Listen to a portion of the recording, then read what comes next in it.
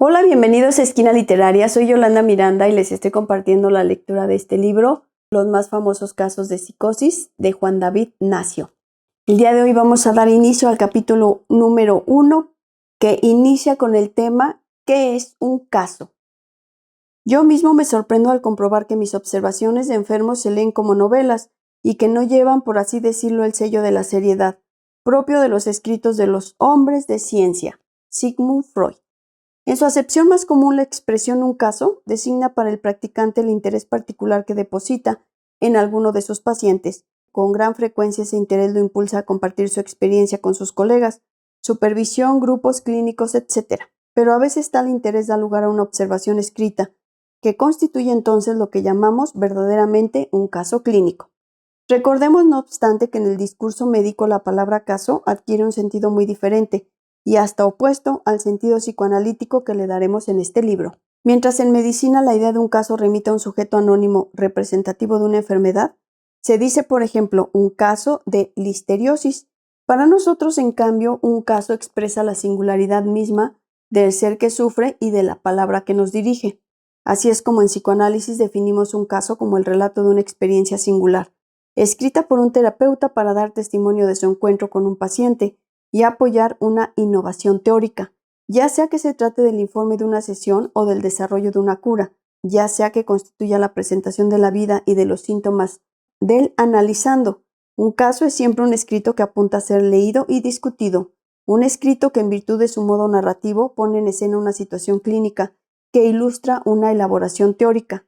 Por ello podemos considerar el caso como el paso de una demostración inteligible a una presentación sensible, como la inmersión de una idea en el flujo móvil de un fragmento de vida, y concebirlo finalmente como la pintura viva de un pensamiento abstracto. Las tres funciones de un caso: didáctica, metafórica y heurística. Función didáctica.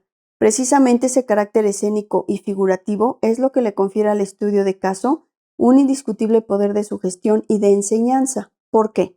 ¿Qué distingue el relato de un caso de otros escritos didácticos?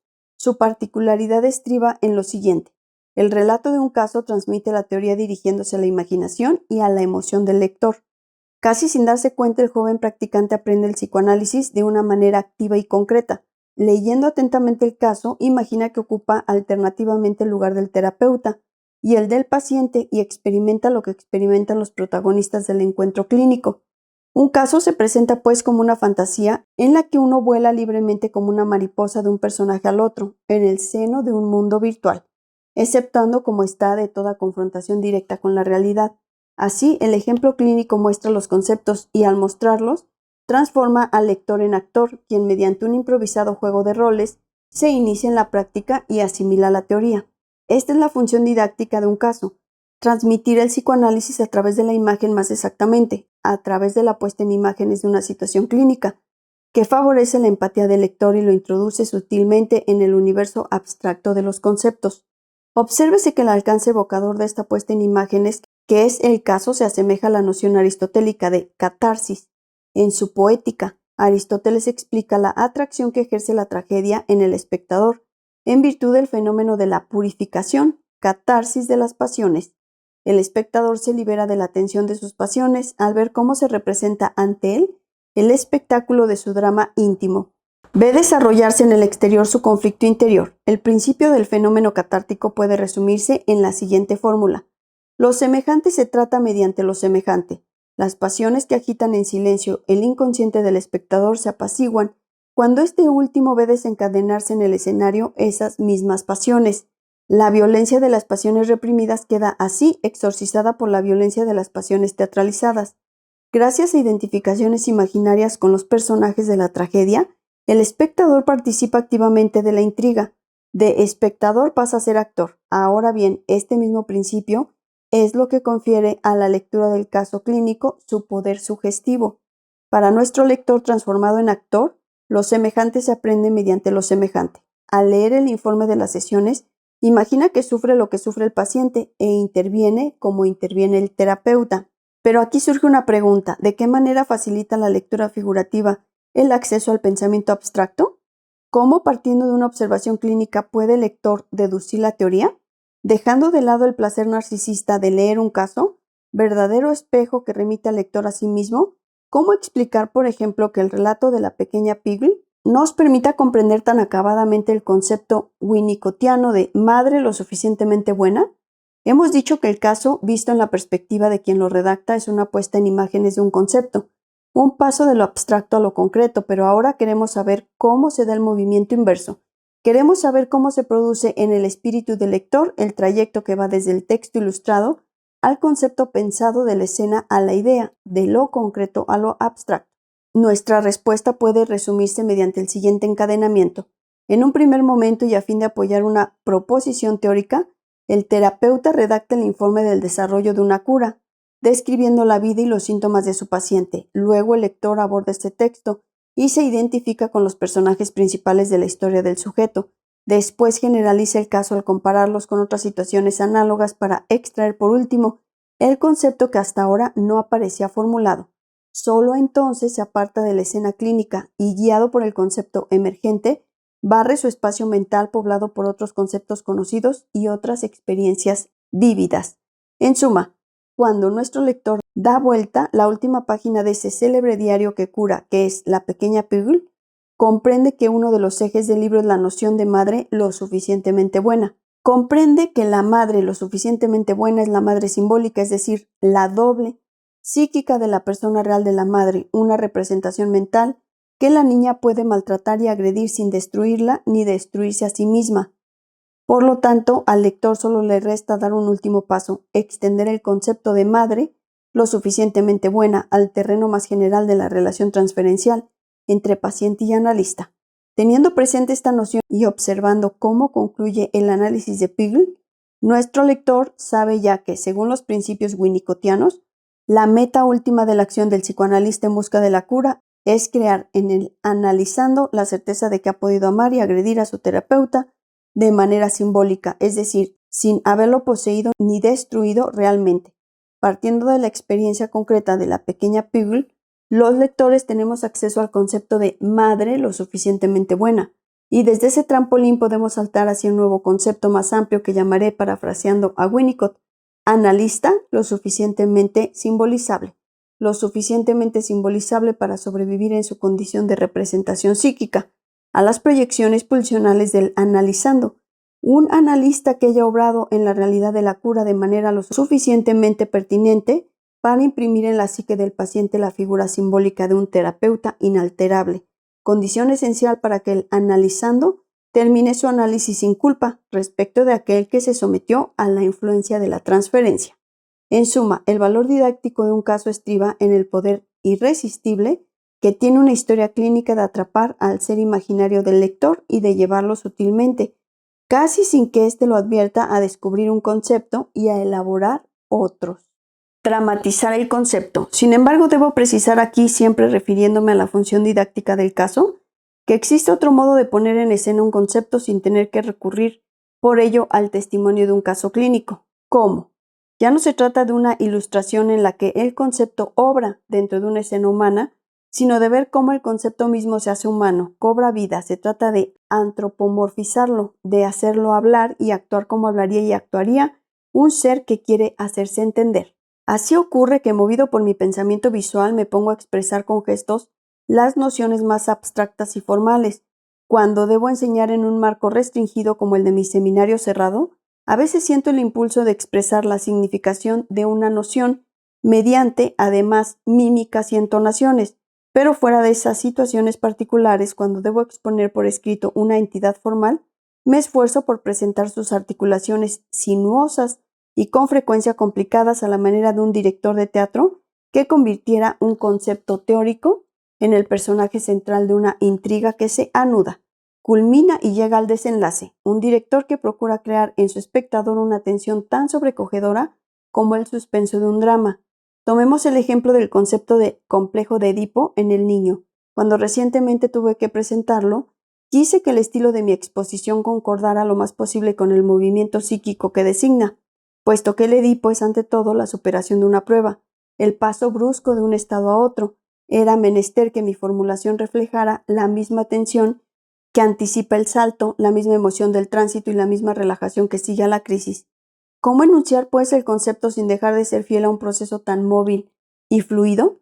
Se me ocurrió forjar un artificio de exposición que da voz al inconsciente del niño edípico. Al hablar en primera persona, el inconsciente del niño nos relataría las peripecias de una crisis edípica. Esto es lo que nos confiaría. Yo, el inconsciente, hablo, siento excitaciones penianas, tengo el falo y me creo omnipotente. A veces deseo poseer a mis padres y ser poseído por ellos, y suprimir a mi padre. Siento placer fantaseando. Mi padre amenaza castigarme castrándome. Veo la ausencia del pene, falo en una niña y en mi madre. Me angustio. Dejo de desear a mis padres y salvo mi pene. Supero así la angustia, olvido todo, deseo, fantasía y angustia. Me separo sexualmente de mis padres y hago mía la moral de ellos. Comienzo a comprender que mi padre es un hombre y mi madre una mujer, y a advertir poco a poco que yo también pertenezco al linaje de los hombres. Esas son las emociones sucesivas que marcan el movimiento dramático de la fantasía edípica masculina. Cada frase enunciada en primera persona contiene una vasta red de conceptos que el lector no necesariamente discierne, pero que no obstante asimila. Solo lee los yo siento, deseo, me angustio o me olvido, con los cuales identifica y al hacerlo integra espontáneamente entidades abstractas. En una palabra, dramatizar un concepto significa personificarlo y hacerle representar su papel en una unidad de lugar, de tiempo y de acción, a fin de atraer al lector y llevarlo al corazón de la teoría. Función metafórica. Retornemos ahora al caso clínico y a su valor metafórico. Es frecuente, y pienso aquí, sobre todo en los célebres casos del psicoanálisis, que la observación clínica y el concepto del que constituye la ilustración estén tan íntimamente imbricados que la observación sustituye el concepto y se transforme en su metáfora. El hecho de que los analistas hayan recurrido repetidamente a algunos grandes casos, siempre los mismos, para ejemplificar un concepto dado, ha provocado con el transcurso de los años un desplazamiento de significación. El sentido primero de una idea se ha transformado poco a poco en el sentido mismo de su ejemplo, y esto es hasta tal punto así que la sola mención del nombre propio del caso, Joy, las hermanas Papin, Dominique, etc., basta para hacer surgir instantáneamente la significación conceptual. También el ejemplo llega a ser un concepto. Cuando estudiamos la psicosis en términos abstractos, solemos evocar espontáneamente tal episodio de la historia del delirante presidente Shever, y al evocarlo estamos teorizando sin saber que lo hacemos. Pienso aquí en el momento preciso en que estalla el delirio paranoico del célebre presidente. Esta es la escena. Todavía en una duermevela después de una noche de sueños, Shever imagina que sería muy agradable ser una mujer en el momento del coito. Ya esta sola evocación hace que se presente la hipótesis freudiana que equipara la paranoia masculina con la expresión mórbida de una fantasía infantil e inconsciente de contenido homosexual, la de ser poseído sexualmente por el padre y gozar de esa posesión. En su ensoñación erótica, Shever es una mujer embriagada por la voluptuosidad de la penetración, pero en su fantasía subyacente es en verdad un niño que goza al librarse al deseo sexual de su padre. Además que un psicoanalista evoque ese cliché, este episodio decisivo de la dolencia de nuestro presidente paranoico equivale a afirmar una de las principales posiciones que explican el origen de la paranoia. El amor inconsciente por el padre ha sido proyectado hacia afuera, en la persona de un hombre acosador a quien uno odia y teme. La causa de la paranoia es la reactivación aguda de una fantasía homosexual edípica. Bien se ve que el concepto de proyección paranoica se desvanece ante el ejemplo que llega a ocupar su lugar. Hasta puede ocurrir que el caso metáfora se estudie, comente y retome tan incansablemente en la comunidad de los terapeutas, que adquiera un valor emblemático y hasta fetiche. ¿Qué son Shever, Dora y Hans? Sino historias consagradas por la tradición psicoanalítica, como los arquetipos de la psicosis, de la histeria y de la fobia. Hace falta agregar que las numerosas observaciones clínicas que pueblan la teoría analítica recuerdan la imposibilidad del pensamiento conceptual de expresar lo verdadero de la experiencia recurriendo solo al razonamiento formal. Función heurística. Sucede además que el caso excede su rol de ilustración y de metáfora emblemática para llegar a ser en sí mismo generador de conceptos. Esto es lo que yo llamo la función heurística de un caso. La fecundidad demostrativa de un ejemplo clínico es a veces tan fructífera que vemos proliferar nuevas hipótesis que enriquecen y consolidan la trama de la teoría.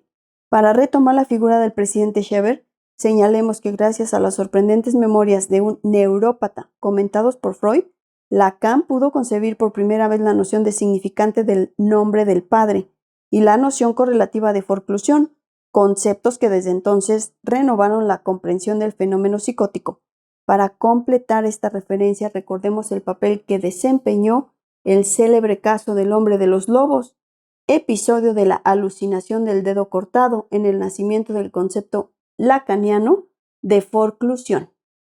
Espero que les haya gustado la lectura del día de hoy de este libro, Los más famosos casos de psicosis de Juan David Nacio. Los espero en el próximo video para continuar con esta y otras lecturas. Muchas gracias por escuchar.